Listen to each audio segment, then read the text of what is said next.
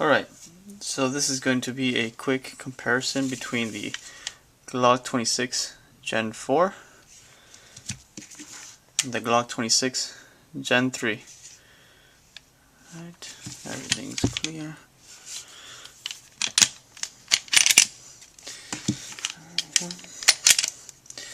Alright, as promised, I bought the Glock 26 Gen 4 last weekend, and now I shot it over the weekend as well at a steel match. So now I feel confident enough to, I guess, do a formal pros and cons between the two. First things first. For me, the biggest benefit to the Gen 4 over the Gen 3 is the grip. Let me show you that right now. Pointing the back of the gun to my elbow. You can see my grip here. See my thumb. Alright. Now with the Gen 3, same grip, pointing towards my elbow. See the difference? Seems small, but it makes a world of a difference. This grip right here is super uncomfortable. I don't feel like I have a good grip on the gun. While this one right here feels much better. Still not the slimmest that I would like, not like my XDM, but good enough and much better than the Gen 3. Texture, great as well. Definitely feels like you have a good grip on the gun. A bad thing about it though is, let me bring my crossbreed holster.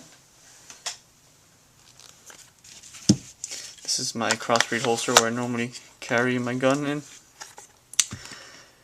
You see this, I have the combat cut, so this area right here is exposed to my skin, and this does not feel that great against my back. So that's one con to that grip, which I knew was going to happen, so I'm not that surprised or disappointed. Second thing, mag release. It's good, it's bigger, but due to the fact that my hands are small, still can't access it with my strong hand. So I would still, just go like this, drop the magazine with my left, grab the new magazine, stick it back in, which is the same thing I did with this one. Shooting, drop it like that. So that's not that big a deal, having this extended magazine. Yeah, it's nice, but nothing crazy, at least not for me. Trigger pull, definitely heavier. Let me make sure.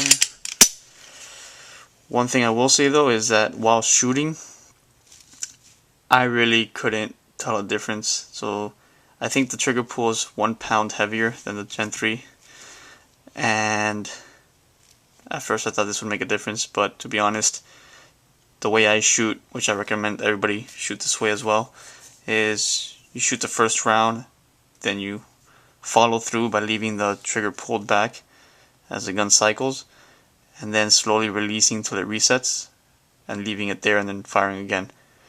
So using the reset of the trigger to fire your other shots. And with doing that, basically it removes that whole issue of the extra weight of the trigger. So again, I thought it would be much more or a bigger deal than it actually was, so that's cool. Another thing I noticed was, if you look at the front right there, the serrations on the front of the trigger guard are different as well, the Gen 4 being more aggressive. Another small thing I noticed was the fact that the space back here, let me see if I can you can see it. So if you compare them, this part right here goes down more, so it covers more of the base plate of the magazine than this one. So the Gen 3 covers more of the base plate of the magazine than the Gen 4. Reason being because the Gen 4 you basically have to be able to add other back straps, and those other back straps add thickness to this. So when you add the back straps to it, it'll be just like the Gen 3. Just a small, not a big issue, just something I thought I'd point out, since I haven't seen it pointed out anywhere else. Now, as far as the takedown, I took it down with the magazine inside. Oh well. As far as the takedown, it's the same. Recoil spring is the same. Let me show you that here.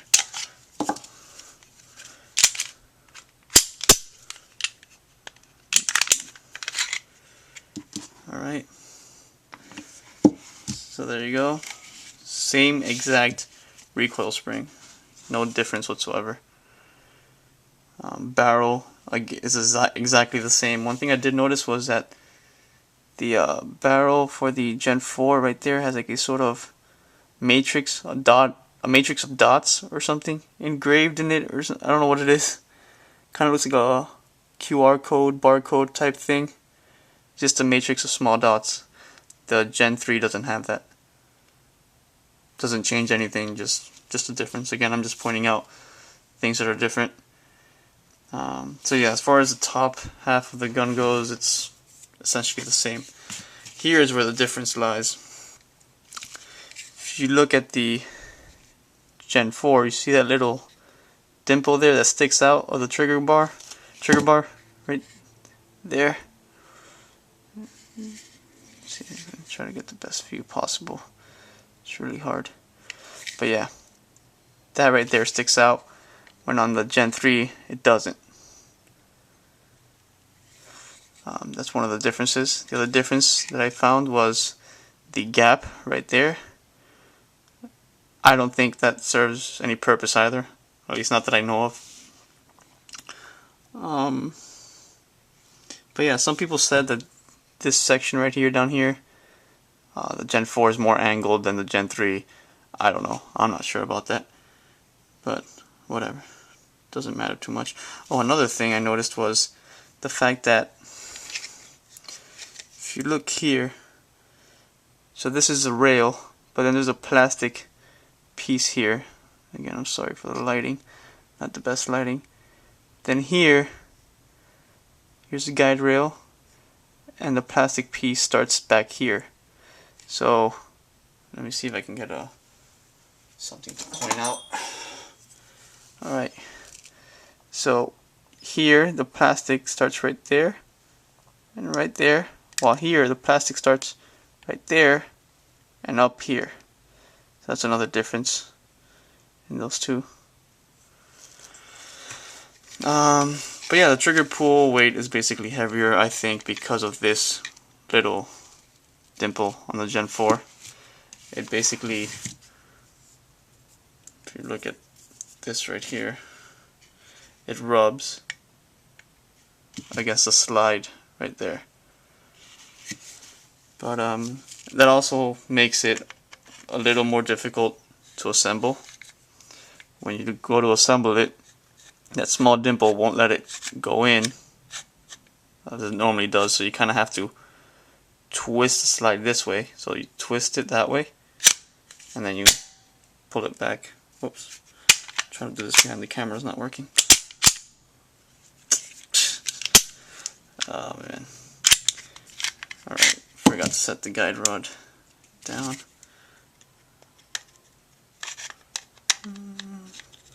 And I am really bad assembling stuff behind the camera.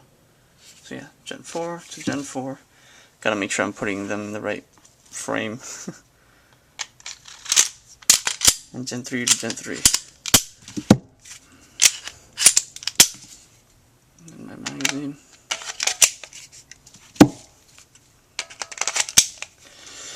So yeah, that's basically the only differences between these two, which I think is a good thing.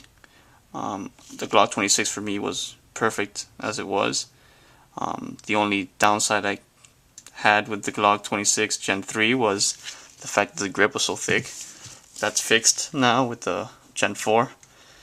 And when I shot this gun, it shot beautifully. And also, as you can see, the finish of the Gen 4 is the same as my Gen 3. That's because my Gen 3 is a newer Gen 3. So they both have that grayish finish, not that black glossy finish. So yeah, that's basically it. Let me know if you have any questions.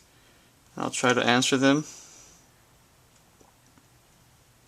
Alright, that's it. Glock 26 Gen 4 versus Glock 26 Gen 3.